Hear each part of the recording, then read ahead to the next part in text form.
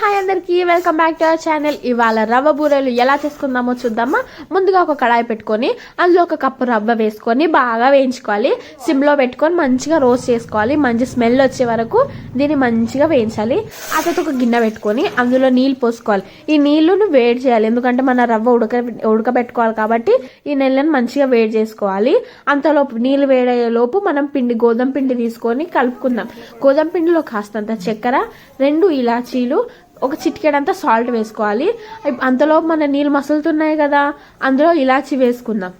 ఎంత 4 ఇలాచీలు దంచుకొని వేసుకుందాం. అదే నీళ్ళలో 2 కప్పుల షుగర్, 1 2 ఇలా 2 కప్పుల షుగర్ వేసుకోవాలండి. 2 కప్పుల షుగర్ వేసుకొని దాన్ని కొద్దిసేపు సిమ్లో మరగనిద్దాం. అది మరిగే లోపు మన పిండిని తడుపుకుందాం. చూడండి, వీడియోలో చూపించిన విధంగా చిటికెడంత సాల్ట్ వేసుకొని పిండిని జారుగా కలుపుకోవాలి. మరీ జారుగా ఉండొద్దు, మరీ టైట్గా ఉండొద్దు. లడ్డు చేస్తాం కదా, దానికి పిండి పట్టేసుకోవాలండి. అట్లా వీడియోలో చూపిస్తున్న విధంగా ఉండాలి. అంతలోపు మన నీళ్ళు వేడైపోయాయి. దీంట్లో మనం వేయించి పెట్టుకున్న రవ్వ ఉడకబెట్టేద్దాం. సిమ్లో పెట్టి ఉడకబెట్టాలండి. హైలో పెట్టుకుంటే ముద్దలుగా ఫామ్ అయిపోతుంది మిడిల్లో. సో సిమ్లో పెట్టుకొని మంచిగా ఉడకనివ్వాలి. ఇది టైట్ అయిపోవాలి, జారుగా ఉండొద్దు.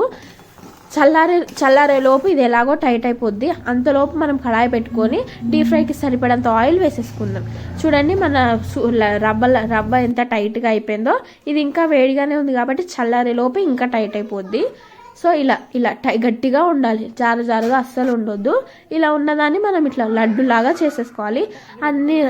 అన్ని లడ్డులు చేసేసుకొని పక్కన పెట్టుకొని దీంట్లో ఈ లడ్డూలన్నీ పిండిలోకి వేసేసుకోవాలి. పిండిలోకి వేసేసుకొని ఒక కోటింగ్ లాగా చేసుకోవాలండి. ఒక లేయర్ కోటింగ్ లాగా రావాలి.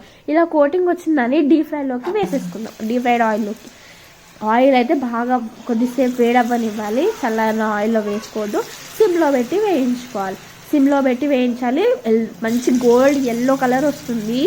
చాలా టేస్టీగా ఉంటుందండి ఈ సూజీ బూరెలు అయితే. మీరు కూడా ఖచ్చితంగా ట్రై చేయాలి. చూడండి, అన్నిటిని ఇలా వేసేసుకొని ఒక మంచి కలర్ వచ్చేంత వరకు వేయించుకుందాం. మంచి కలర్ వచ్చేంత వరకు ఇట్లా కలర్ రావాలి, వేయించుకోవాలి. తింటే మాత్రం చాలా ఎమ్మిగా ఉంటుంది. సబ్స్క్రైబ్